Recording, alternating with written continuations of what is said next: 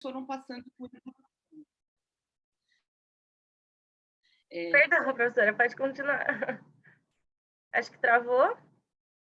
aí, parece que não, é que está sendo gravada aqui, está dizendo, ok, pode Isso. continuar. Espera aí, eu tenho duas telas. Gente, tenham paciência que eu tenho que voltar para continuar, senão ele vai ficar com a telinha aqui aparecendo. Vamos voltar. Sem E eu não problema, consegui. foi.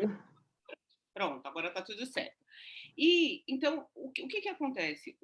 Aquilo que a gente conhece como Estado, hoje, né, na forma que a gente conhece, ele veio naquele momento pós-Revolução Francesa. Então, a gente teve vários arranjos que foram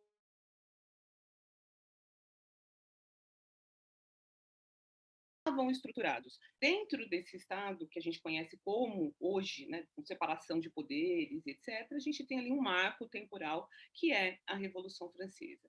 E esse Estado, com separação de poderes, com contenção e com controle. Esse Estado de direito, né, esse Estado democrático de direito, ele esse Estado de Direito ele também evoluiu para o chamado Estado Democrático. A gente não pode esquecer disso. Né? A gente precisa sempre lembrar do esforço que nós fizemos enquanto sociedade para chegar a algumas conquistas. E quando a gente está tratando do Estado Democrático de Direito, nós estamos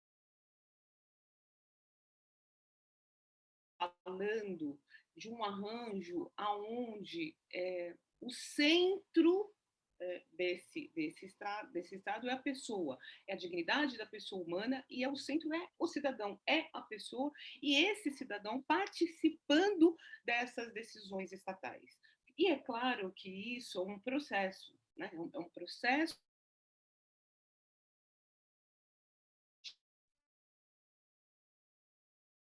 tudo que isso significa. Esse processo ele engloba a administração pública e esse processo também engloba o cidadão, porque evidentemente a gente tem uma história de um Estado no Brasil, de um Estado extremamente patrimonialista, aonde a coisa pública era vista como um fim em si mesmo. Né? Então, essa mudança de paradigma e de compreensão e de confiança do cidadão no Estado também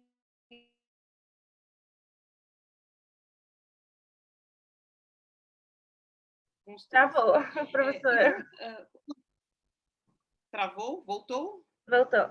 É a minha internet, gente, vocês me desculpem, a minha internet aqui. Voltou, então vamos lá. Então, nessa relação entre a sociedade e a ação estatal, pensando nesse Estado de Direito, nesse Estado democrático de direito, nós temos aí a nossa Constituição Federal que desenha toda a nossa ação. Minha conexão está instável, tá bem? Vocês estão me ouvindo aí, né? Tá bom, desculpem.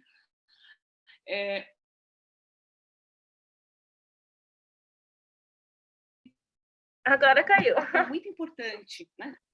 Mas Então voltou. aí, nossa, gente, desculpe, não tenho o que fazer, é a internet. Tudo bem, a gente prossegue.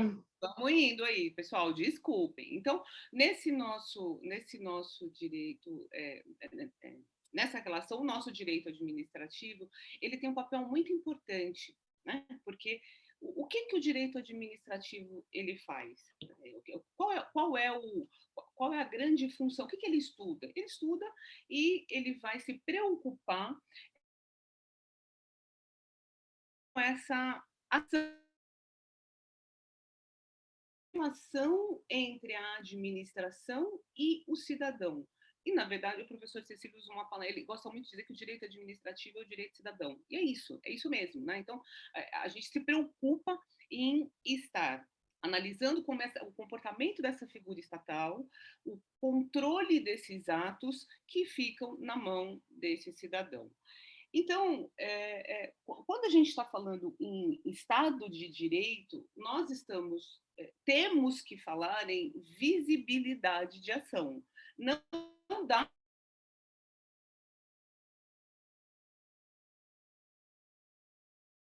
em algo quisível, ou seja, o segredo ele é incompatível com um Estado de Direito, até porque dentro do Estado de Direito, o que nós temos? O pilar da lei, e a lei ela é feita de maneira clara, com o seu procedimento, e lá com a forma que nós decidimos aqui dos nossos representantes. Então, essa visibilidade nas relações entre administração e cidadão, ela é decorrência desse Estado de Direito. Esse Estado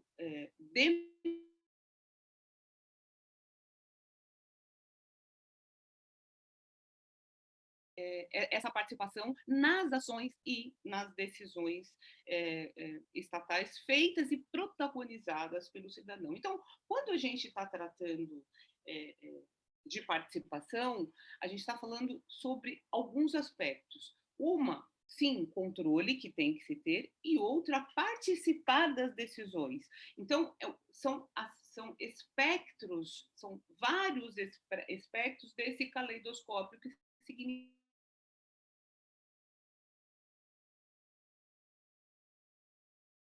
estatal. E é sempre bom nesse remember, né, qual é a inspiração que a gente tem. Lá na Declaração de Direitos do Homem e do Cidadão, no artigo 15, ele diz: a sociedade tem o direito de pedir contas a todo agente público pela sua administração. Por quê? Porque esse Estado funciona e só existe em razão dessa organização. Muito bem, aí nesse ambiente nós temos o artigo 37, o artigo 37 ele tem os princípios constitucionais,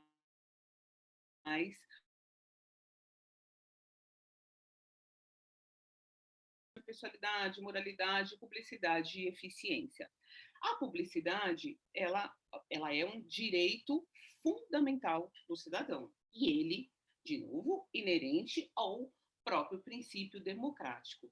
E o que a publicidade impõe? O dever estatal de promover o amplo e livre acesso à informação como condição de conhecimento, de participação e de controle. Então, são as vertentes que se tem dessa publicidade. E aí eu trouxe aqui para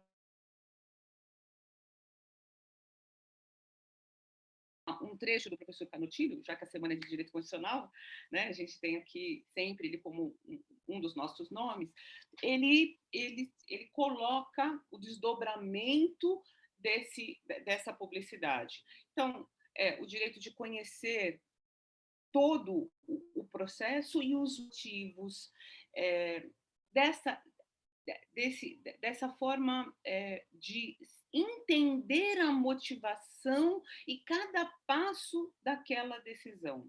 Então, é muito interessante quando ele coloca.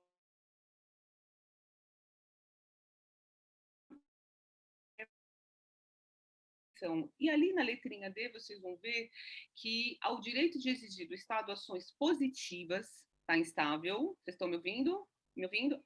O direito de exigir do Estado ações positivas, para quê? Para possibilitar que ela seja conhecida e compreendida. E, claro, para o controle da ação. Muito bem. Então, nós temos aqui que a publicidade, portanto, ela é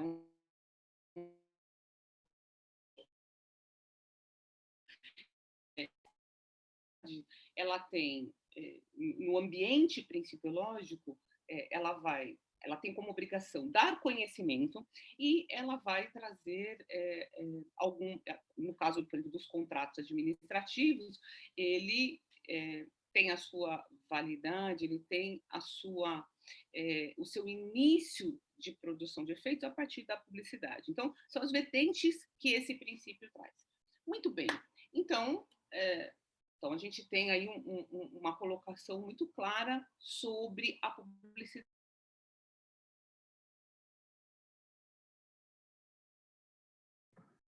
A professora travou. Dentro de uma Voltou? A gente ouviu até publicidade.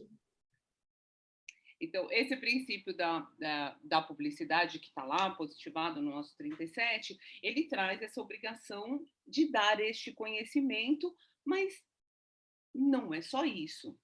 Paralelo a isso e junto disso, nós temos a Constituição Federal, que ela garante o acesso à informação. Né?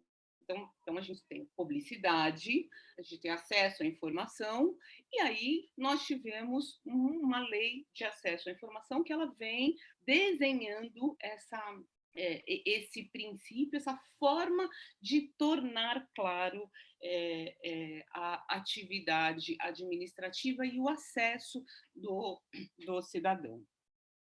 Muito bem, então a nossa lei federal ela traz alguns, alguns requisitos e algumas diretrizes.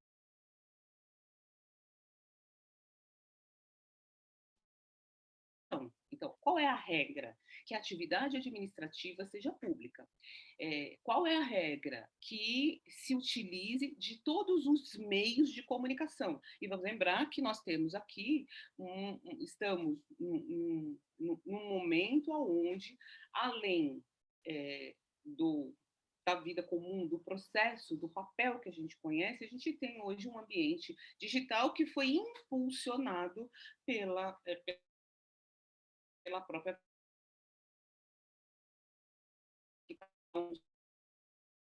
Então, os meios de dar acesso e comunicação também precisam ser explorados. Lembrando que nós temos que pensar, e a administração tem por obrigação imaginar toda aquela situação de acesso. Então, nós não podemos pensar que todos vão usar a tecnologia. Primeiro que para usar a tecnologia tem que ter infraestrutura. Então, tem que ter acesso e tem que ter o sinal. Olha aqui, eu estou aqui na minha casa com acesso péssimo. Isso porque eu tenho uma internet paga. E eu tenho muitas pessoas que não têm condições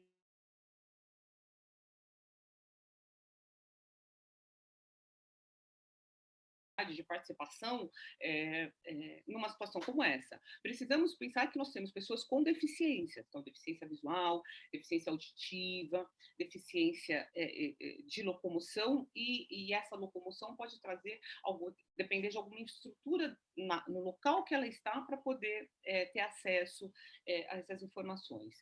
Então, e precisamos também imaginar que a administração pública precisa pensar que tem vários, a gente pode ter uma gama de pessoas que não são alfabetizadas.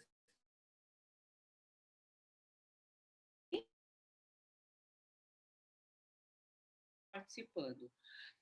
Então, a lei de acesso à informação, ela tem, eu acho que ela tem um marco importante quando ela traz esta obrigação de que o sigilo é uma exceção dentro das regras e dos procedimentos estabelecidos.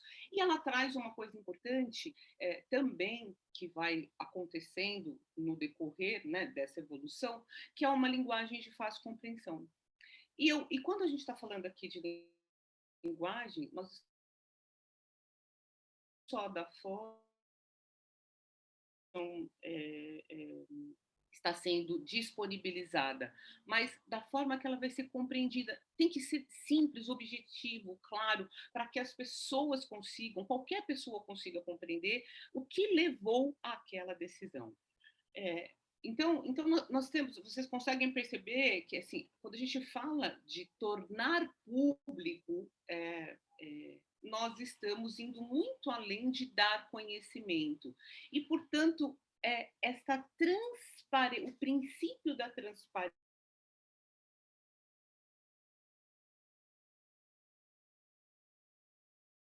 forno especial.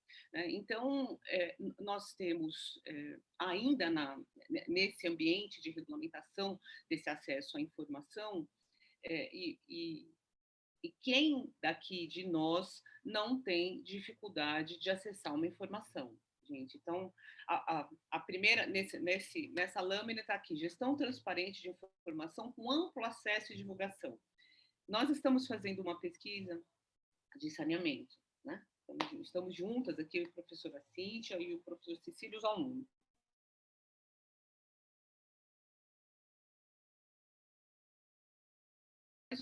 acesso à informação, você não consegue. Eles têm linguagem diferente. Aqui no estado de São Paulo, se você entrar nas secretarias ou no município de São Paulo, cada uma delas está de um jeito. É muito difícil, mesmo para quem tem o dia a dia nessas atividades. Então, quando eu disse que era um processo, a administração pública também passa por esse processo. Ela precisa entender e compreender como que ela coloca e sem nenhum medo. Não é. A atividade dela é pública. Ela tem a discricionariedade na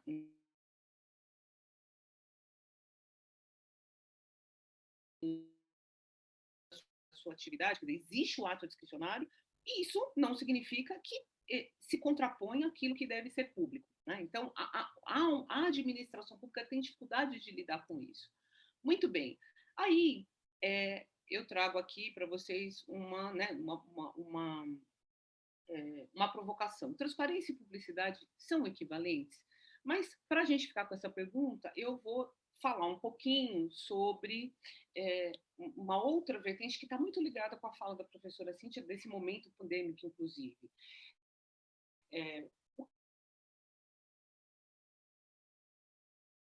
Teve a sociedade, nós todos fomos jogados para aprender a lidar com essa tecnologia, assim, caiu um mundo de coisa na nossa vida, mas nós já estamos, o Estado brasileiro já trata dessa transformação digital, ela foi acelerada. Então, nós temos o governo digital, né? O governo federal tem aí legislação, decreto, ações, e dentro dessa estratégia, tem o acesso da informação, a melhoria da prestação do serviço público e a participação social nessas decisões. Então, algumas informações sobre esse governo digital e vocês podem verificar que ele reproduz aquilo que a nossa Constituição está colocando. Olha, o centro da atividade administrativa é o cidadão. Esse governo digital, as pessoas precisam ter confiança em colocar a informação ali e uma responsabilidade muito grande da administração pública em proteger esses dados conforme a Lei Geral de Proteção de Dados e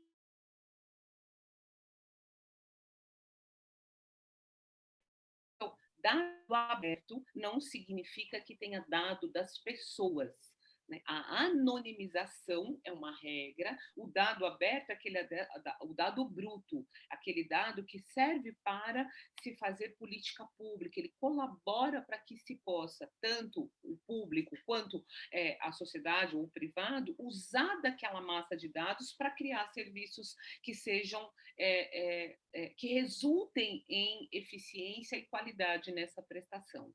Então, não dá para não falar de publicidade e transparência sem falar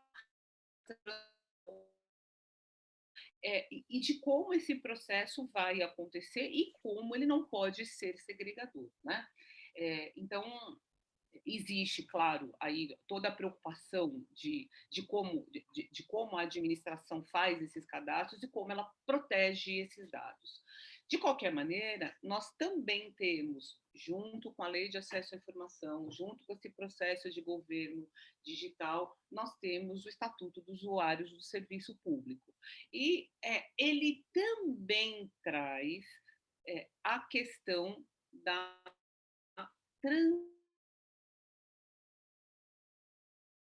participação e da facilidade da disponibilização desses dados. Né? Então, olha o grande rol de ações que nós vamos tendo tratando dessas questões, e aí nós estamos com aquela pergunta se eles são equivalentes, se não são, e etc. E temos uma resolução do CNJ, essa resolução ela é interessante, porque ela trata da governança das contratações públicas do Poder Judiciário. E lá no artigo 32, o que ele traz? Ele traz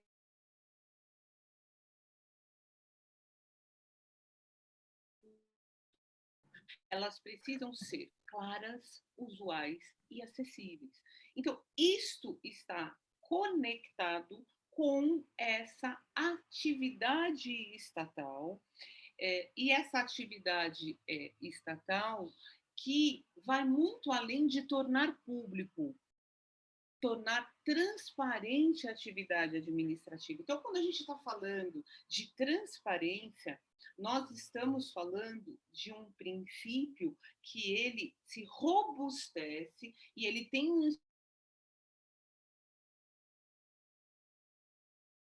transparência, ela impõe uma quantidade de ações estatais que vão garantir essa atividade e vão garantir que o cidadão, de fato, compreenda o que está acontecendo. Então, quando a gente está dizendo de transparência, do meu ponto de vista, nós estamos falando que passo a passo da atividade administrativa está disponível. Facilmente eu tenho que encontrar isso. Não preciso ter um esforço gigantesco para encontrar essa atividade, o que motiva essa decisão e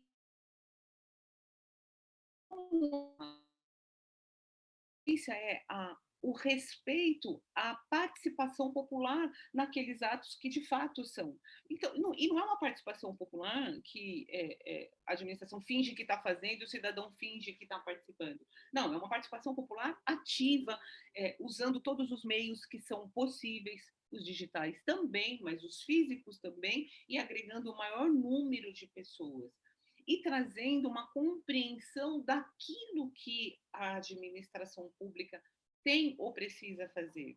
Então, o quanto a gente não entende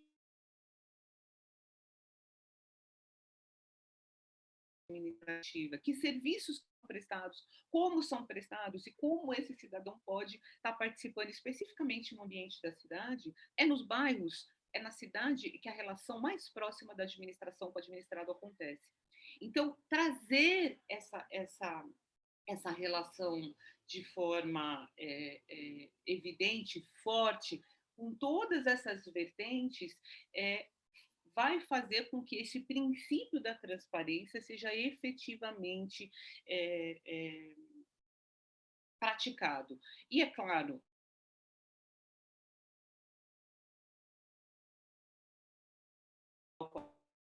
em situações excepcionais, você sempre pode ter uma situação que ela é exceção. E a exceção precisa também ser protegida pelo direito. Então, no momento da pandemia, como é que ficaram os dados? A gente precisava localizar as pessoas, precisava entender como é que isso se comportava. Bom, isso faz com que, e autoriza com que o Estado possa usar e identificar todas as pessoas que estão ali? Calma lá, né? Então, ele tem a obrigação, sim, de buscar meios e vai buscar na tecnologia dados, mas nem por isso ele pode entrar na vida privada de ninguém.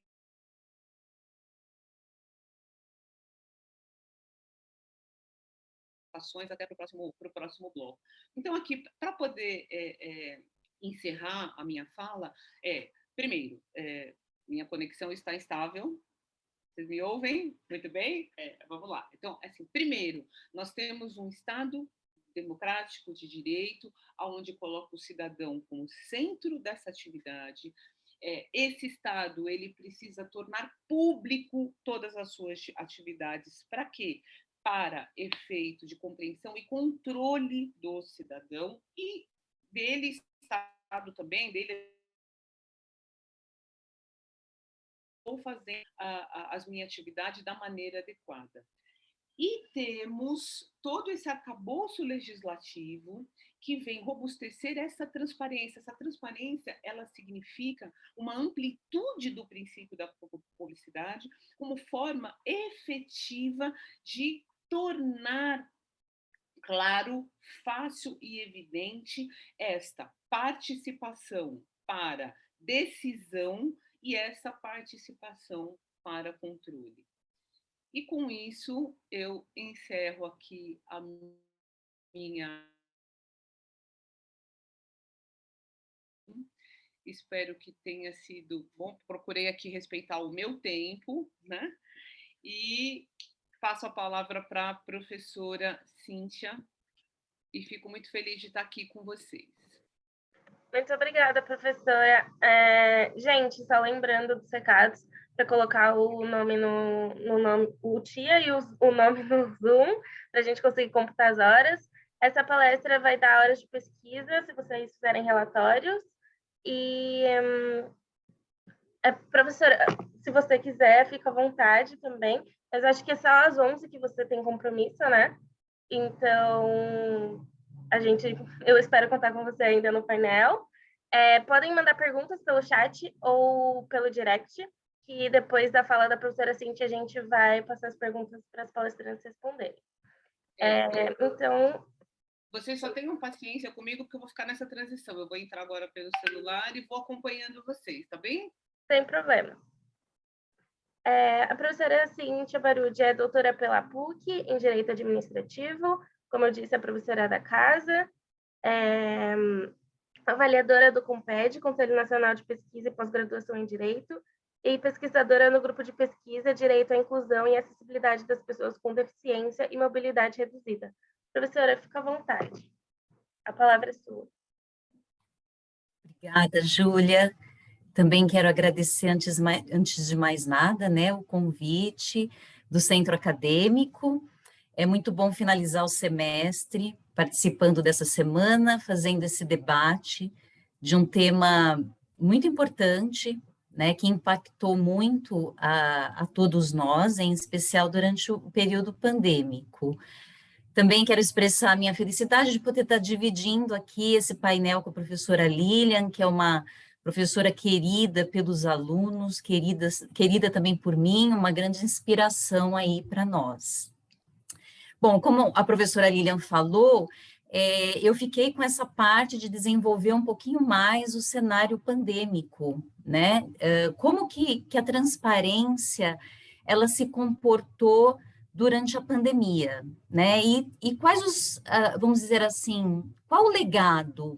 O que a gente consegue aprender com a pandemia em termos de transparência? Eu acho que esse é o tema mais importante aqui, né, da minha exposição.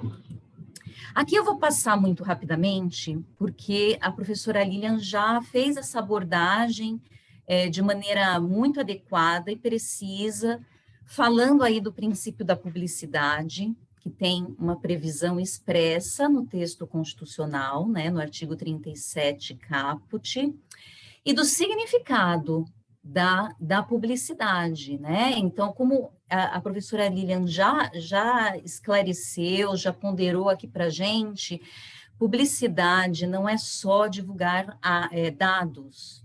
Não, é simples assim, olha, eu vou criar o portal e você, cidadão, se vire para entender os dados que estão lá.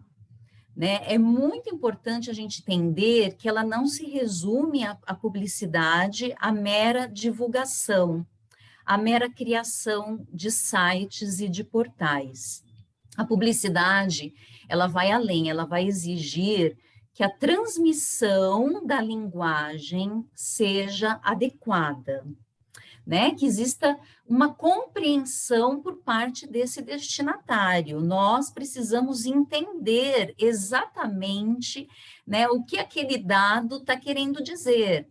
E aí já fica uma primeira provocação para que a gente possa refletir, né, se durante o período pandêmico essa linguagem realmente foi transmitida de maneira clara, precisa, confiável, atualizada, né? Será que a gente teve realmente momentos em que houve uma confiança nas ações estatais quando ela divulgava dados sobre mortos, infectados, número de vacinados? Então, o que a gente percebeu durante a pandemia foi uma dificuldade muito grande, informações muito desencontradas, e isso dificultou, a gente vai ver, a própria tomada de políticas públicas. E aí, como a professora Lilian falou, uma correlação muito grande entre a publicidade e a própria transparência, né?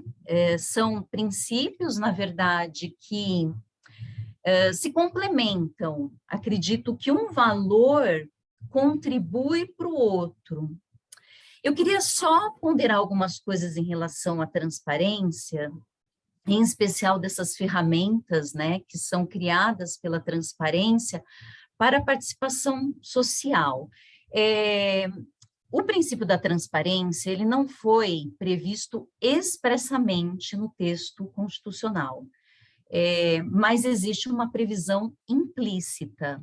Acredito que através de uma interpretação sistemática que a gente possa fazer, né, de alguns dispositivos da Constituição, a gente chega à conclusão que a transparência também é um valor constitucional. Em especial, quando a gente faz uma interpretação sistemática entre o artigo 1º, parágrafo único, que vai dizer que todo poder emana do povo. Então, se todo poder emana do povo, nós precisamos criar mecanismos de prestação de contas. O gestor tem que prestar contas das suas ações, até porque todo poder emana do povo. O povo é o titular do poder, né? E quando eu interpreto o artigo 1º, parágrafo único, junto com o artigo 1º, inciso 2, que traz como fundamento da República Federativa do Brasil a cidadania, eu percebo que a transparência é um valor implícito, porque cidadania, conforme inserido no texto constitucional, não é apenas ir até a urna e, né, manifestar o seu voto. A gente tem essa cultura no Brasil de que o cidadão, ele está cumprindo o seu dever quando ele vai votar, quando ele está exercendo aí o seu sufrágio ativo, o seu sufrágio passivo. E cidadania, conforme inserida no texto constitucional, ela é mais do que isso. É aquilo que a professora Lilian falou, ela vai exigir uma intensa participação do cidadão na vida política e pública do Estado, inclusive para fazer o controle das ações governamentais.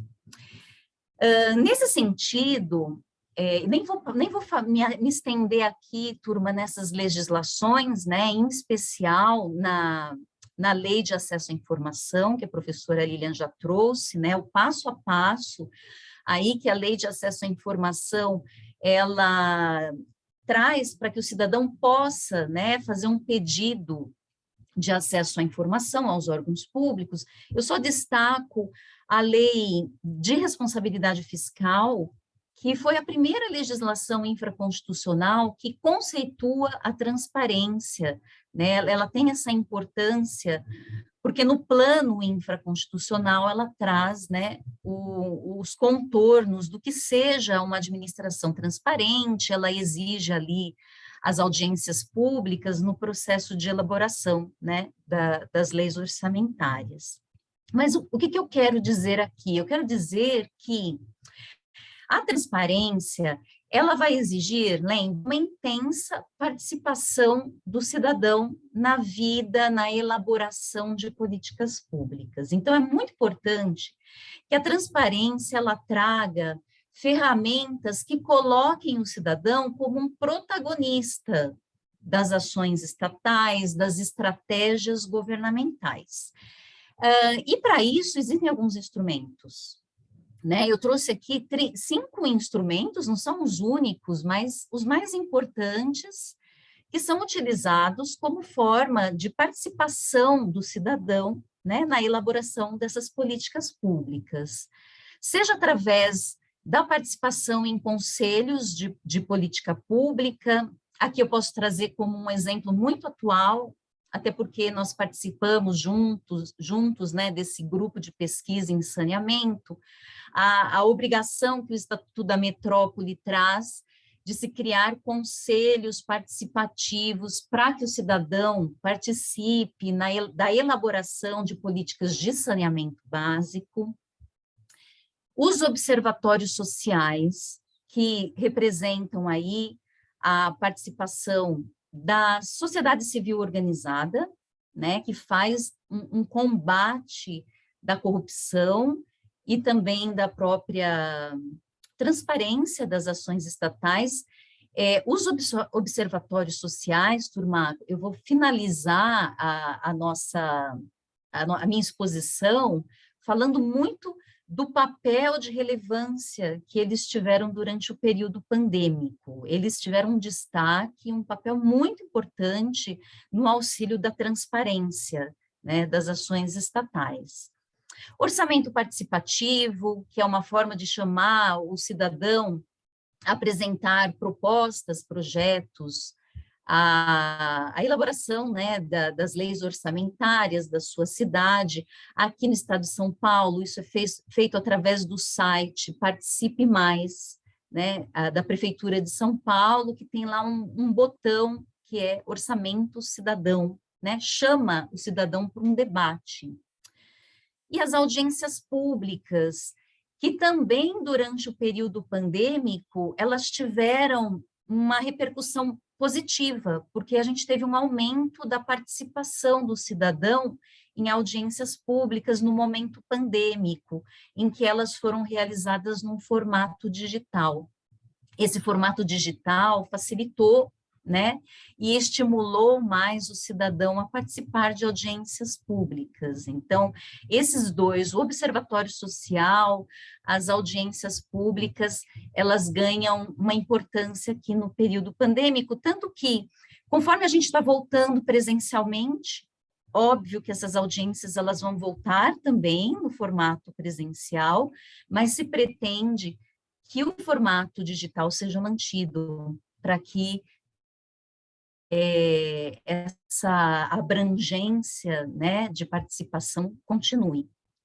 E também as ouvidorias, né? As ouvidorias, elas são importantes porque são órgãos criados aí para poder fazer um canal de comunicação entre os usuários de serviços públicos, o poder público, né, recebendo denúncias, reclamações e assim por diante. Então, esses são os principais instrumentos participativos, né, de uma democracia participativa.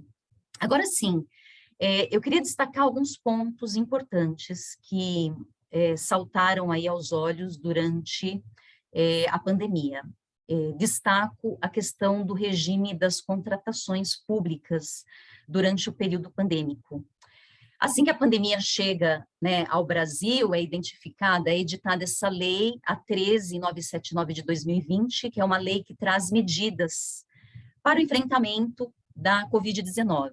Dentre essas medidas, aqui o que é importante é falar da ampla dispensa de contratação que a lei trouxe, necessária no momento de um crescimento muito grande da curva pandêmica. Nós precisávamos comprar insumos, em especial insumos da saúde, com muita rapidez, né, respiradores, não estávamos preparados para essa doença.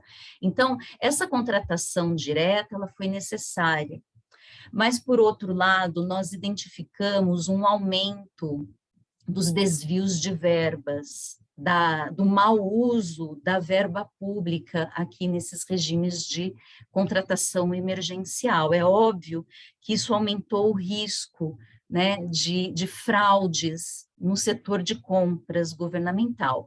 Aqui eu trouxe algumas operações, as mais importantes, acho que foram as mais, não foram só essas, tá, gente? Nós tivemos quase que 30 operações deflagradas pela Polícia Federal e um percentual de quase 2 bilhões, né, de desvios e de recursos públicos que foram desviados por força aí do período pandêmico.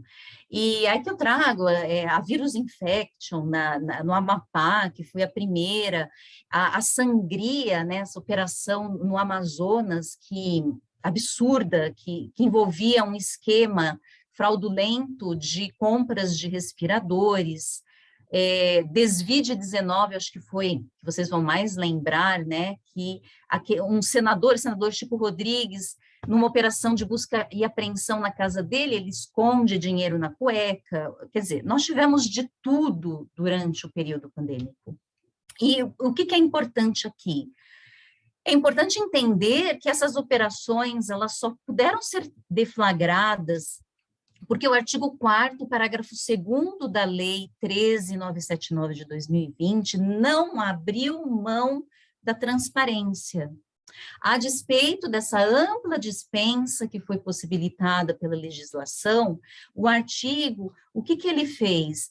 Ele traz a necessidade de se publicar no prazo máximo de 5 dias, né, no portal de transparência do órgão, ou criar um site, um sítio oficial específico, né, uma aba também específica, contratações relativas à pandemia, para que tudo fosse muito claro, para que as informações fossem prestadas de maneira detalhada, indicando o fornecedor, o CNPJ, os recursos envolvidos, a destinação, o prazo de contratação, e graças a essa transparência que essas operações puderam ser deflagradas e os órgãos de controle, né, puderam atuar para a responsabilização, né, desses gestores no mau uso das verbas públicas.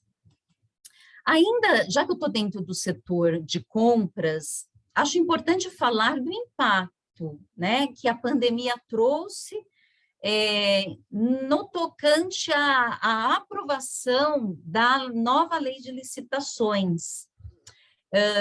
A lei de licitações, ela foi, a nova lei, a 14.133 de 2021, né, ela foi publicada em meio ao período pandêmico, dia 1º de abril de 2021, não esperávamos, eu pelo menos não esperava uma aprovação tão rápida dessa lei, cujo projeto já tramitava há muito tempo no Congresso Nacional, ali, né, há no mínimo 7 anos. Então, a crise pandêmica, em especial no setor de compras, acredito, tenha acelerado o processo de aprovação da nova lei de licitações. E acho que o legado mais importante aqui da pandemia, né, para essas novas disposições, é sem dúvida nenhuma a criação do Portal Nacional de Contratações Públicas, que está previsto no artigo 174, né, da nova lei, da 14.133, que é criar, né, um portal centralizado de todas as informações das licitações que estão ocorrendo no país, né, e de suas contratações e de seus aditamentos, como forma, inclusive, de eficácia, né, desses contratos. Então, perceba que a pandemia, de alguma forma, eu acredito que ela tenha, sim, influenciado, né, tanto a aprovação como a própria previsão. A gente percebeu o quanto a gente precisa, sim, melhorar a centralização de dados no setor de compras públicas, que é um setor muito sujeito, né, a fraudes e desvios de verbas. Que mais? Tivemos, sim, algumas tentativas de restringir, durante o período pandêmico, a lei de acesso à informação, né, que foi aqui colocado pela professora Lilian como uma legislação extremamente importante, né, que dá corpo ao princípio da publicidade. Foi editada pelo governo federal uma medida provisória, a 928 de 2020, tentando restringir as disposições da Lei de Acesso à Informação, em 2 aspectos, né? O que propunha essa medida provisória? Primeiro, suspender os prazos de resposta a pedidos que fossem feitos durante o período pandêmico e endereçados a servidores que estivessem em teletrabalho, em quarentena. Então, olha, eles não precisam responder por hora. Vamos suspender aqui o prazo de resposta. A lei de acesso à informação, ela estabelece que essas respostas devem ser imediatas, se não forem possíveis, até o prazo máximo de 20 dias, né? Então, vamos suspender, pelo menos enquanto perdurar o período de calamidade. E o segundo ponto da medida provisória, a meu ver, mais crítico ainda, é considerar que todos os recursos contra pedidos negados durante o período pandêmico não eram válidos. Então, não podia mais recorrer de recursos que fossem, de pedidos, né, que fossem negados durante o período de calamidade. Isso aqui numa flagrante violação do princípio do devido processo legal, contraditório e ampla defesa. Bom, nem preciso dizer que foram propostas várias ações diretas de inconstitucionalidade, essas três, 6347, 6351, 6353, que levaram aí a questão ao Supremo Tribunal Federal e obviamente, né, que essa medida provisória, ela teve a sua eficácia suspensa, né? Se não me engano aqui, o relator foi o ministro Alexandre de Moraes, na época, que deixou muito claro que essas restrições, elas realmente violam o direito à informação e elas impedem que o cidadão faça uma fiscalização das ações estatais durante o período pandêmico, né?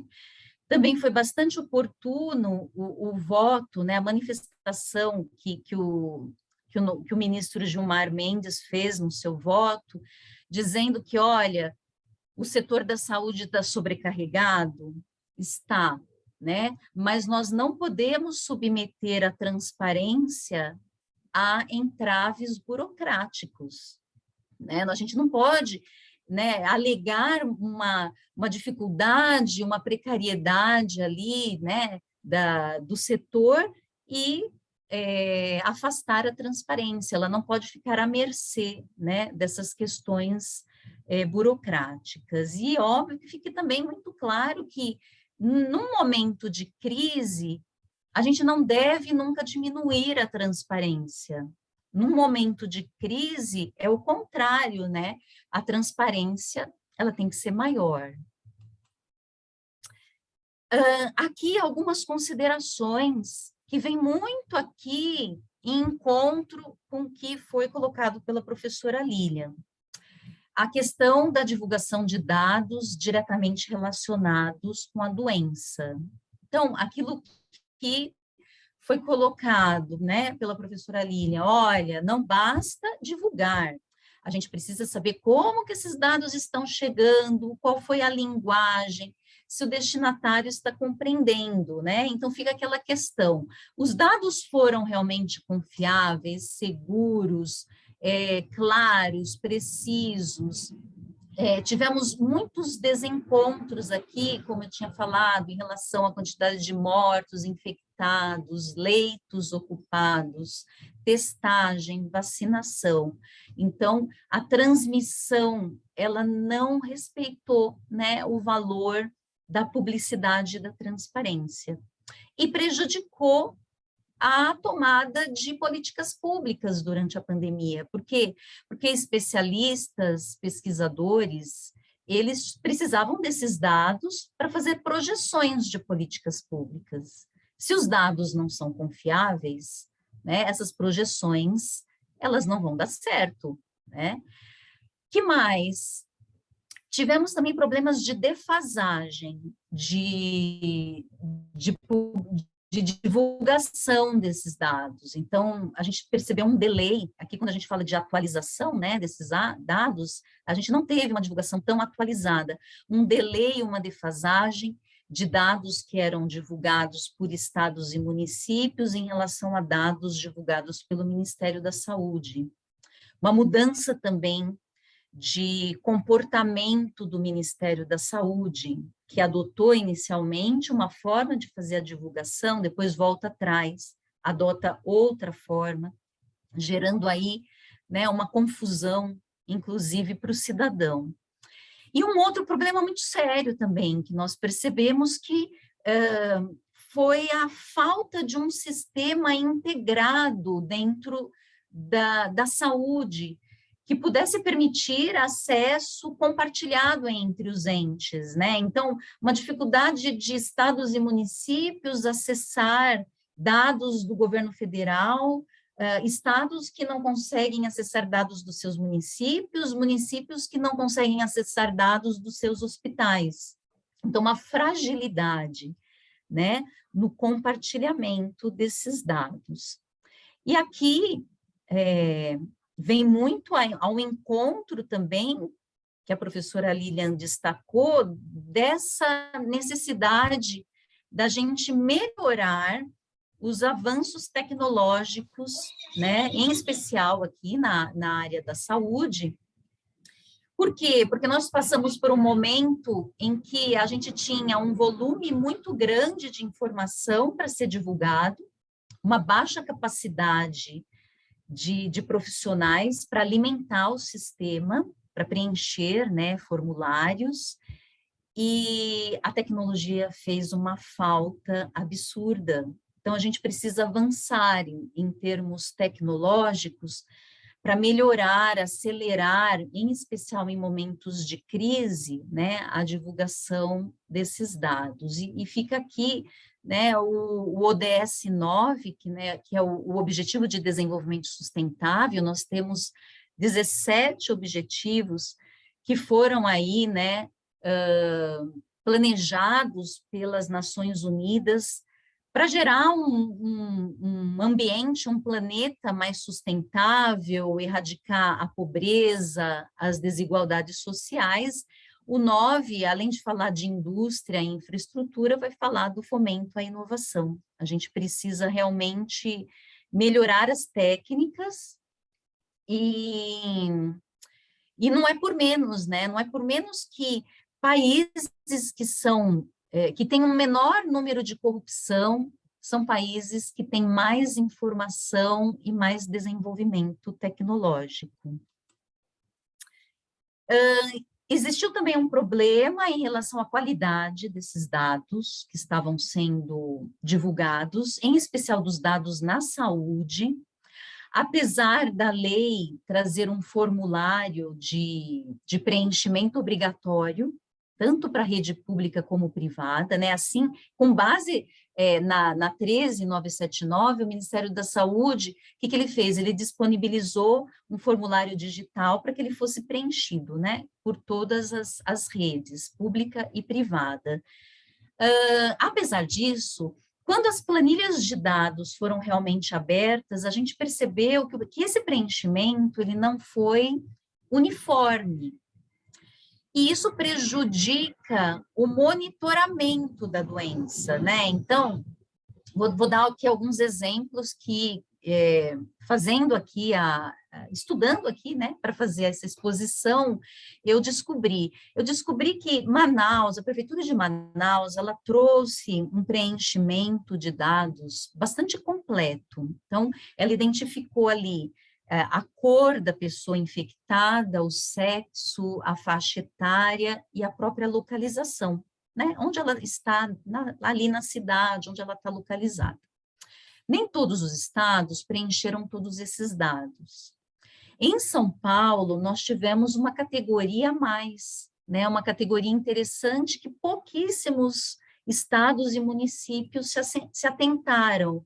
Em São Paulo, a gente teve o preenchimento da categoria puérpera, ou seja, identificando mulheres que tinham recentemente dado à luz e que estavam infectadas, porque isso pode impactar, né, no contágio, na doença. Mas, por outro lado, São Paulo não preenchia dados relacionados à cor da pessoa infectada. Então, na verdade, não houve uma uniformidade. E aí eu descobri que existem 2 projetos de lei aqui, em tramitação, que pretendem melhorar um pouco a qualidade desses dados. Esse primeiro projeto aqui, 2179, que pretende alterar a própria lei 13979 de 2020, é estabelecer exatamente um critério uniforme de gênero, cor, idade, dados étnicos, raciais, deficiência, a pessoa tem alguma deficiência, alguma comorbidade, localização. Aqui seriam registros obrigatórios, né, para todos os entes. O que me levou também a fazer uma reflexão, né? Por que será? Será que é importante colocar cor, dados étnicos raciais? Até que ponto, né, a gente não vai violar a Constituição com esses dados? Mas me fez pensar que a pandemia, ela atingiu... a gente podia imaginar que nós estávamos no período pandêmico, né, no mesmo mar, mas não no mesmo barco. E é verdade, ela atinge grupos sociais de maneiras diferentes, não foi igual, né? Existe um grupo de pesquisa da PUC-Rio que fez um levantamento dizendo que 50% das pessoas que morreram com a Covid, elas são negras e pardas. 39% elas são brancas, o que representa que a classe das pessoas negras, elas sofreram mais. Os indígenas foram uma categoria também muito vulnerável, né, ao vírus. Então, achei interessante esse projeto. Esse projeto já teve aprovação no Senado. E um segundo projeto que pretende alterar a lei do SUS, né, a 8080 de 90, para gerar um cadastro uniforme, integrado de todos os entes federados, quanto ao prontuário e histórico dos pacientes, seja da rede pública, seja da rede privada. E agora sim, eu estou finalizando. E, por fim, eu acho que era importante trazer a atuação das organizações da sociedade civil no momento pandêmico para reforço da transparência, né? Como eu disse, são a atuação dos chamados observatórios sociais. Eles foram muito importantes, eles vêm sendo, né? A gente ainda está no período pandêmico, mais ameno, mas estamos...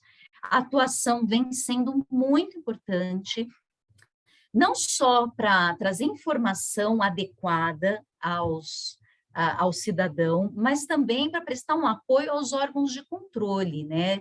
Eu descobri muitas parcerias entre ouvidorias, tribunais de contas, com as organizações da sociedade civil, para trazer mais informações e dados mais seguros para que o controle das ações estatais pudesse ser feito, né, também com segurança e responsabilidade. Eu destaco aqui o Observatório Social do Brasil, que criou uma força-tarefa cidadão, para que houvesse uma busca de dados nos municípios, porque é mais difícil da gente buscar dados nos municípios em relação aos gastos durante a pandemia. Essa força cidadã, tarefa cidadão, ela se concentrou mais na região sul e aos poucos ela vem, né, atingindo outras regiões. Não dá para não falar do Open Knowledge Brasil, que é uma entidade especialista em sistemas de dados abertos, que promove cursos, capacitação de servidores, né, para entender como que funciona esse sistema, e que prestou muita assessoria a estados e municípios durante a pandemia, para, né, que eles pudessem se adequar a como divulgar, a criar os portais da maneira mais adequada, e a Transparência Internacional no Brasil, que é um movimento internacional, mas que tem base, né, aqui no Brasil também. E por que a transparência foi importante? Porque ela criou um ranking de estados e suas respectivas capitais que são mais transparentes, né, que mais obedeceram os critérios de transparência durante a pandemia. E foi muito interessante porque ela divulga, a Transparência Internacional, ela divulga em maio de 2021 um ranking muito ruim, em que 90% dos estados brasileiros estavam numa pontuação de péssimo para ruim. E aí, um mês depois, em junho de 2021, em apenas um mês, esse dado de 90%, ele cai para 38%. Para a gente perceber como que a pressão da sociedade civil é importante para fazer com que os governos se movam, né, de alguma forma, tomem as medidas, né, que são necessárias. E aqui eu trago em setembro, né? Setembro, olha que interessante, aqui, gente, isso aqui é uma foto, né, de como que esses estados, em setembro, estavam em termos de transparência. O azul escuro é o índice ótimo. Já em setembro, com as pressões da sociedade civil, a maioria dos estados brasileiros já tinha atingido aí esse índice ótimo de transparência, né? Aqui, né? Porque o portal ele traz esse ranking para estados e capitais aqui também. Poucas capitais ainda não conseguiram atingir, né? Então a gente percebe como foi importante o papel dos observatórios sociais. Então, para concluir aí a minha fala, eu acho que a pandemia ela traz 3 importantes legados em termos de transparência. Primeiro, a necessidade de melhorar os avanços tecnológicos e de como fazer isso, como a professora Lilian ponderou, como que eu vou fazer isso respeitando a privacidade dos dados. Isso é um grande desafio, porque a Lei Geral de Proteção de Dados, né, a gente está começando os primeiros passos na implementação, então a gente precisa abrir dados com segurança, né, com privacidade. Acho que o segundo legado é pensar em aumentar, sim, a participação social, né? Acho que a gente precisa dar mais voz a grupos vulneráveis, porque a desigualdade ela aumentou, né, com a pandemia. E a gente precisa fazer com que essas ferramentas de participação social não sejam ferramentas colocadas apenas a um grupo, né, mas a todos, em especial os mais vulneráveis, dos negros, dos indígenas, das mulheres, LGBTs, né, e assim por diante. A gente precisa dar mais voz para esses grupos e a gente precisa combater uma outra pandemia, né? A gente precisa combater a pandemia da desinformação. A gente vai entrar num período de eleições, a quantidade de notícias falsas também, elas se proliferam, né? E a gente precisa combater a desinformação e só realmente a transparência, né, cada vez mais é capaz de abafar a mentira, mostrar para o cidadão que ele precisa receber a informação com responsabilidade, né, para não ficar compartilhando de qualquer forma, né, que ele precisa antes checar a informação. Enfim, acho que é isso. Essas eram as minhas considerações. Muito obrigada, professora. Acho que foi bem completa.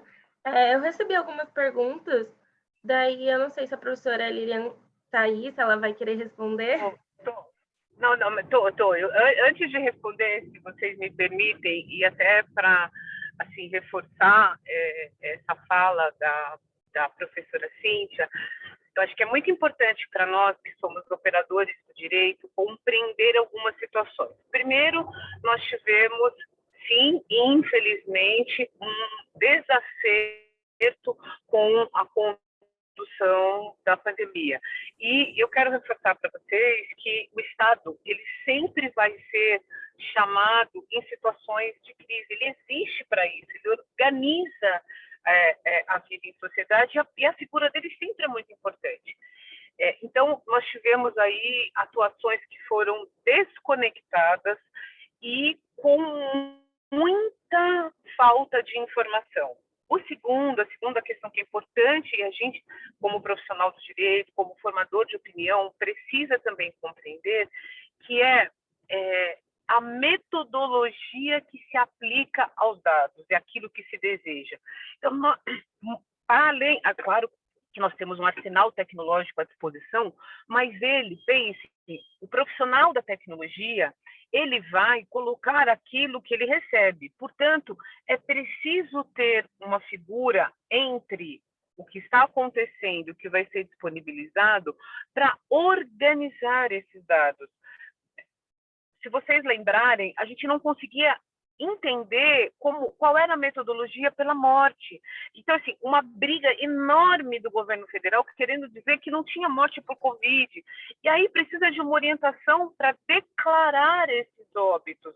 E aí, claro, a gente precisa, obviamente, do profissional da medicina para poder dar os caminhos e os parâmetros.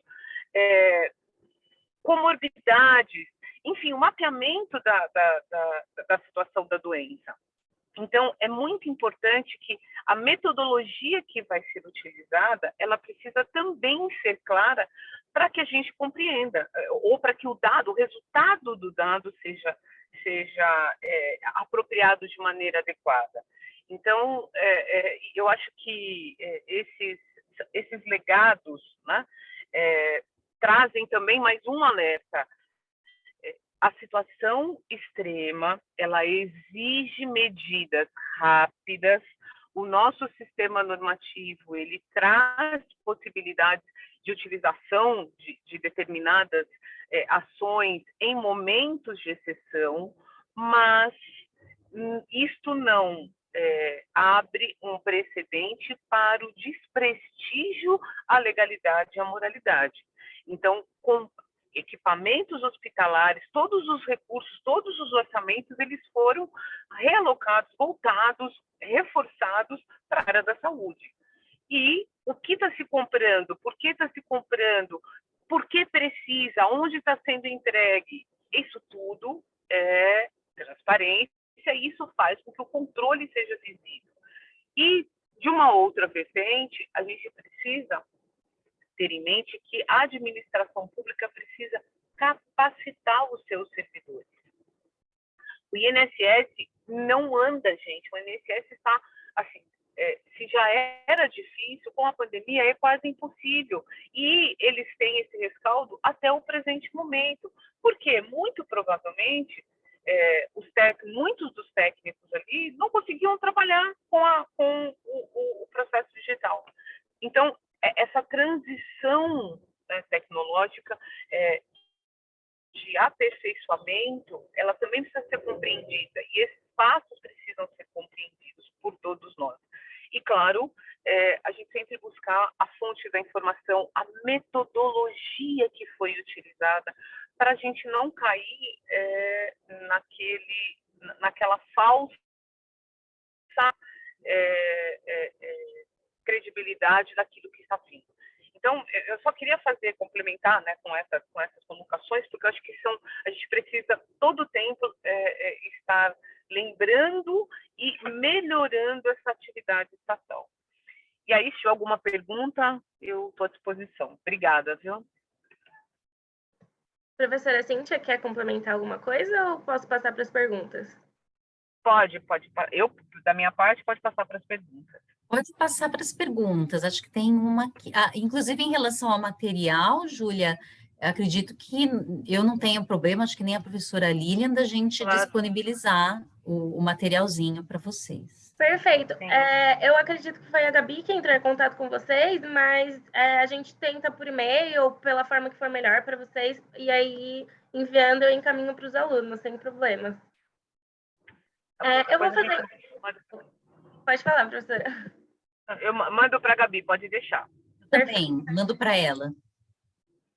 Então, eu vou fazer duas, e aí a gente pode seguir na ordem de fala. Então, professora Lilian, depois professora Cíntia, e depois eu faço as outras duas.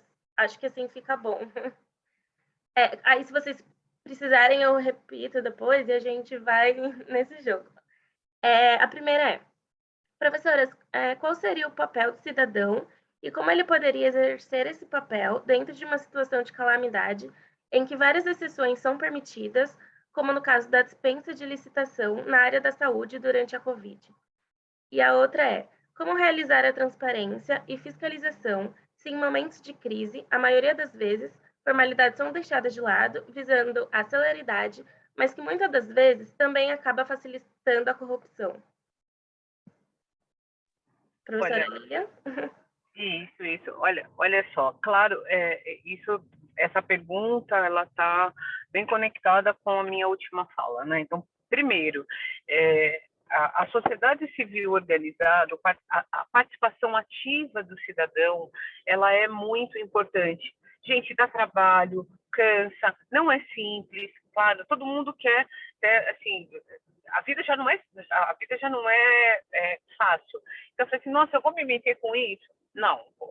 Como é que o cidadão organiza isso? Se organizando, buscando a sociedade civil organizada. Então, vão ter sempre pessoas inspiradas e que topam fazer isso. Esse controle, ele o mapeamento do que está disponível é que vai trazer ferramentas de controle, né?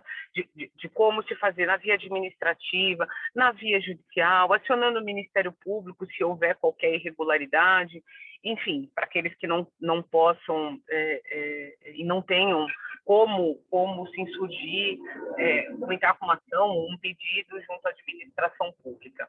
E, claro, de novo, medidas excepcionais, elas pedem ações excepcionais. E por isso que a Constituição Federal traz as exceções ao, por exemplo, princípio da legalidade em estado de defesa e em estado de sítio. Tem a requisição em situações de segurança e de calamidade pública, incluindo aí a saúde.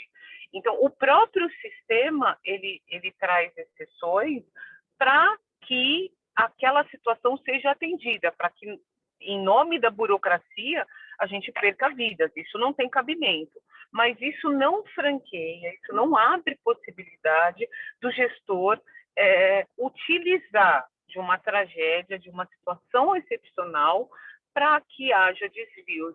E a gente só consegue conter, minimizar, extirpar essas situações com uma efetiva participação. Então, a participação vai ser sempre colaborativa. Eu acho que todos esses grupos sociais, esses segmentos, eles são um caminho para que a gente faça esse controle. Só complementando aqui a fala da professora Lilian, eu concordo também, eu acho que é a construção de uma cultura, né? A gente está construindo uma cultura, e não é fácil construir cultura.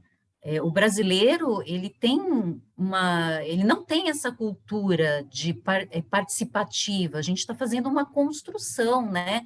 Essas legislações, elas são importantes para isso. Então, é a conscientização, cada vez mais do cidadão, de que ele precisa, sim, participar de audiências públicas, trazendo sugestões, em fazer com que ele entenda que é necessário que haja esse canal entre ele e o poder público para uma conversa, e que os dois juntos possam criar políticas públicas que vão impactar diretamente na vida dele, porque somos nós que, na verdade, sofremos os impactos das políticas públicas que são feitas, mas isso é um processo demorado, né? Ele não é um processo fácil.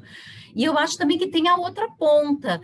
Se a gente tem que criar uma cultura de conscientização, né, de participação do cidadão, a gente também tem que desconstruir uma cultura que, como foi colocada pela professora Lilian, muito ruim ainda do gestor que acha que é dono da informação que diz respeito à sua repartição, ao seu setor e à sua gestão, né? Essa resistência ainda do gestor em abrir, né, os dados, em fornecer, que também é uma cultura arraigada e que a gente tem que fazer a desconstrução, né? Então, é passinho por passinho, né? Acho que é isso. A próxima pergunta foi direcionada à professora Cíntia, mas no final, se a professora Lilian quiser complementar, fica à vontade. Prof. Cíntia, obrigada pela palestra. Foi muito esclarecedora. Gostaria de saber sua opinião sobre essas contratações emergenciais que, como mencionou, é necessário que sejam rápidas e menos burocráticas, para que sejam eficientes nos momentos de calamidade pública e, ao mesmo tempo, haja um controle durante a contratação para evitar contratações corruptas e malversação do dinheiro público. Como garantir que as contratações sejam eficientes e transparentes? Quais mecanismos poderiam garantir a transparência e a eficácia?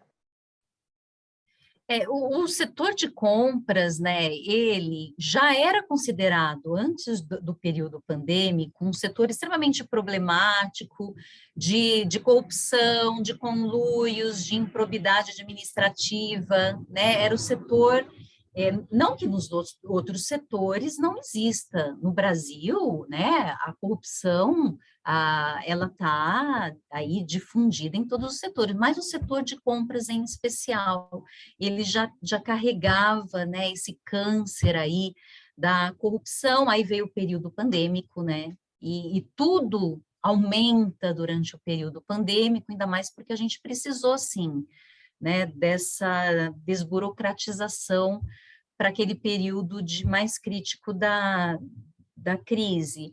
Eu acho que a criação do portal vai ser uma coisa que vai beneficiar muito o setor de compras, que também não vai ser fácil, ele já foi criado, mas assim, imaginar que a gente vai conseguir colocar, alimentar esse portal com informações de licitação de todos os municípios. Imagina, a gente tem mais de 5.000 municípios que não têm estrutura ainda de tecnologia da informação, né, necessário. Tanto que a nova lei de licitações, ela dá um prazo maior para pequenos municípios, para que eles possam se adaptar à nova lei. Por quê? Porque tem carência de servidor, não tem tecnologia, né, suficiente, adequada. Então, acho que é um passo importante, mas demanda tempo também, não é um passe de mágicas, mas vai ser importante. E acho também que melhorar e aprimorar os mecanismos de compliance, eles vão ser importantes também para fazer uma gestão de riscos, né? Tanto que a nova lei de licitações, ela também dá um certo destaque, né, para os programas de integridade, exigindo, por exemplo, a comprovação deles para contratações acima de 200 milhões, se não me engano. Então, a gente precisa melhorar também e fazer com que esses programas de compliance não sejam apenas também programas só para inglês ver, né? A gente precisa fazer com que eles realmente funcionem, identifiquem o risco da entidade, tragam planejamento para gerir esses riscos, né? Código de éticas, de ética, capacitação dos servidores quando lidam ali, né, com a iniciativa privada. Acho que tudo isso pode melhorar essa questão dentro do setor de compras. Só para complementar, né, a instrução do processo, o próprio Tribunal de Contas do Estado de São Paulo fez uma avaliação de todo o período dessas compras. Então, como é que a gente consegue saber disso? Olhando o processo, gente, é isso, assim, é requisitar a informação, pedir acesso à informação e olhar qual é a justificativa, qual foi a motivação, qual foi o critério utilizado. Então, objetivamente, isso é possível de ser feito e a administração tem que mostrar, ela tem que tornar, ela tem que dar essa informação, né? E esse portal, os municípios, eles fica aquela discussão se eles estão obrigados ou não a aderir, né? Se eles vão aderir ou não. Tem a questão dos municípios pequenos, que são muitos, nós temos... eu estou no mute aqui, desculpa. 5.570 municípios, né? E esse portal, se as unidades federadas aderirem, a gente vai ter um mapeamento muito grande em números da potência das compras públicas, da forma e da avaliação. Então, a gente está nesse processo mesmo, né? Nesse processo de envolvimento. Eu acho que é isso. A outra pergunta é: sobre o Covid, vocês comentaram que a transparência foi prejudicada pela falta de tecnologia. Acreditam que esses dados ainda são possíveis de organização? Acreditam que serão usados para uma maior preparação do Estado, ou que pelo menos deveriam ser? Se você me permite, gente, eu vou começar na resposta. Olha só, eu não acho que a gente teve falta de tecnologia. Na verdade, o que nós tivemos foi ausência de metodologia e de organização. E recuperar esses dados, eu não sou, né, não sou especialista na área, enfim, a gente lida com com outro universo, né? Me parece, vou arriscar aqui, muito difícil, porque você não tem o dado bruto correto, adequadamente padronizado, não correto ou incorreto, mas colhido da forma mais organizada. Então, o que fica, resgatar, eu acho difícil para ter segurança. O que fica, sim, é um aprendizado de que as ações precisam ser sistematizadas e a metodologia da informação precisa ser definida com muita segurança. E essa metodologia não é do cientista da informação. A metodologia é daquele que está desenhando a política pública ou que está agindo naquele caso concreto. Então, esse foi o grande problema, e nós tivemos, infelizmente, no meio da crise, questões políticas e desorganizações por conta de vontades e vaidades pessoais aí que todo mundo acompanhou. Concordo com a Lilian, acho que a gente teve uma falha maior mesmo de metodologia. E para a gente, né, o operador do direito, isso é muito difícil, porque não cabe a nós mesmo, nessa questão de algoritmos, né, como que eles vão ser colocados, tratados, e qual a finalidade, tudo isso é difícil para nós, realmente, e talvez é nesse sentido que a gente precisaria de uma maior clareza. E a pergunta, né, ela coloca se é possível daqui para frente a gente utilizar, né, desse aprendizado, com certeza, porque a gente está focado aqui na Covid, mas nós temos problema no Brasil de dengue, chikungunya, não é isso, gente? Então, nós temos várias outras doenças que foram deixadas de lado e que, se a gente conseguir aprender como fazer esse monitoramento, esse mapeamento, vai beneficiar o mapeamento de outras doenças que são, sim, também de impacto bastante prejudicial no país, né? E só para complementar, gente, eu acho que assim a função nossa, quando vocês estiverem aí em locais, em cargos, em atuação, é sempre alertar e colaborar com como esses dados, como essa metodologia vai ser estabelecida. Eu acho que isso a gente pode contribuir, a gente enxerga o que precisa ter na informação. Né? Então, e outra coisa, né? Com todos, embora esses dados que são de metodologia diversa e que a gente não tem padrão ou origem, não consegue compreender, um fato ficou demonstrado. Essa pandemia agrediu de forma contundente, com muito mais força, claro, uma faixa da população hipossuficiente. Enquanto nos nossos privilégios as pessoas podiam ficar na sua casa, trabalhando no seu home office, muitas pessoas não tinham água para lavar a mão.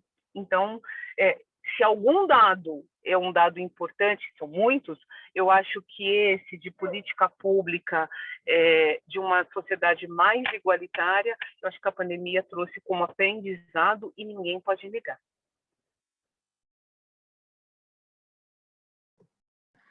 Encaminhando para o final já, pelo que eu vi, não recebi mais nenhuma pergunta, então eu vou fazer a última, e daí a gente já pode encaminhar para as considerações finais.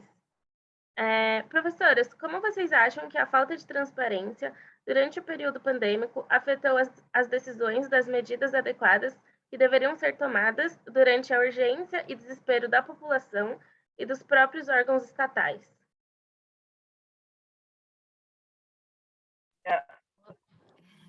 Eu acho que a gente passou por uma crise muito séria, muito severa e com muitas informações controvertidas. Então, eu acho que o preço de vidas e o preço de perdas foi bastante alto.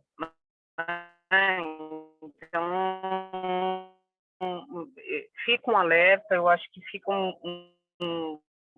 um registro de que é de outra forma, e nos traz uma obrigação de exigir ações que sejam contundentes, eficientes no trato dessa relação da atividade administrativa com o cidadão. Eu acho que num ambiente onde tem resistência à transparência, como a gente observou, né? Existe um ambiente contrário, avesso, muitas vezes, né? Em especial, a gente observou isso muito no governo federal. É óbvio que a transparência ela não vai ser colocada em prática, ela vai ser isso mesmo, restringida, limitada. Então, a gente precisa, antes de mais nada, de vontade política. Isso é imprescindível, né? É importante que os governos entendam que a transparência ela tem que ser uma política pública de prioridade. Porque se ela não for uma política pública de prioridade, tudo isso que a gente falou aqui vai ficar só na exposição, né? Então, a gente precisa colocar em prática. Eu acho que quando o gestor ele entender que a transparência não é algo que fica ameaçando a sua gestão, mas que é algo que é importante também para ele. Porque a transparência, eu acredito que ela não beneficia só o cidadão, ela beneficia também o gestor, porque aquele gestor que publica passo a passo do seu processo de contratação, que abre seus dados, ele não fica à mercê de suspeitas de irregularidades, de improbidade. Por quê? Porque tudo é feito às claras. Então, isso é um benefício para ele também. E eu acredito que quando, né, essa consciência tomar aí os gestores, a gente possa colocar efetivamente em prática, né, as regras de transparência. Perfeito. Pode falar. Só para finalizar aqui, ó, eu estou no escurinho aqui, que eu estou dentro da garagem, tá, gente? Pode falar, não consigo ver vocês. Mas como é importante a comunicação e como é importante, trazendo aí um paralelo que não é com transparência, mas não tem a ver especificamente com a transparência, mas tem sim com conhecer as informações. Infelizmente, essa semana a gente passou por duas situações muito tristes. Uma, daquela menina de 11 anos, né, de uma situação, banalizaram o estupro, e outra da procuradora que é responsável pelo processo disciplinar, que foi agredida pelo procurador que estava sendo investigado.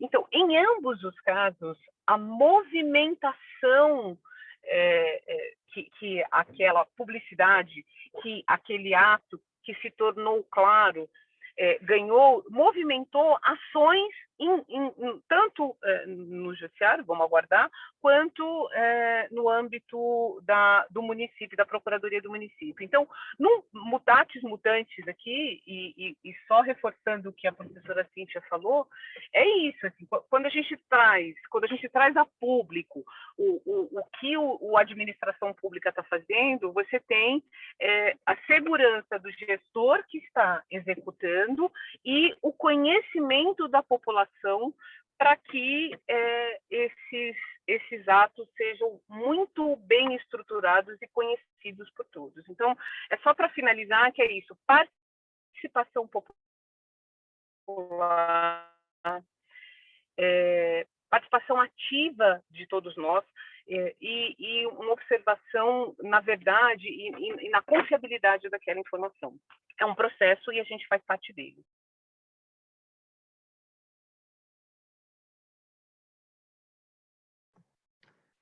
Perfeito, então. Professoras, muito obrigada. Eu agradeço em nome do Centro Acadêmico, de todos os alunos. Sei que a gente está indo em provas finais, então significa muito vocês terem tirado um tempo aí do tempo corrido de vocês para participar aqui do nosso evento. Acho que foi engrandecedor, muitas informações, acho que é muito importante trazer esse tema, né, em questão até que teremos eleições, como a professora Cíntia comentou, então acho que é um momento de reflexão, né, e de avaliação de como o nosso país tomou, né, como seguiu aí nas medidas nessa situação de pandemia. Então, o meu muito obrigada a todos os presentes, e eu abro para vocês fazerem as suas considerações finais, e depois está todo mundo liberado, vou mandar o forma de presença no chat, e não se esqueçam que quem quiser hora de pesquisa pode submeter o relatório que a gente vai encaminhar para correção. No caso, vocês encaminham pelo Moodle, e daí as horas são computadas no final do semestre.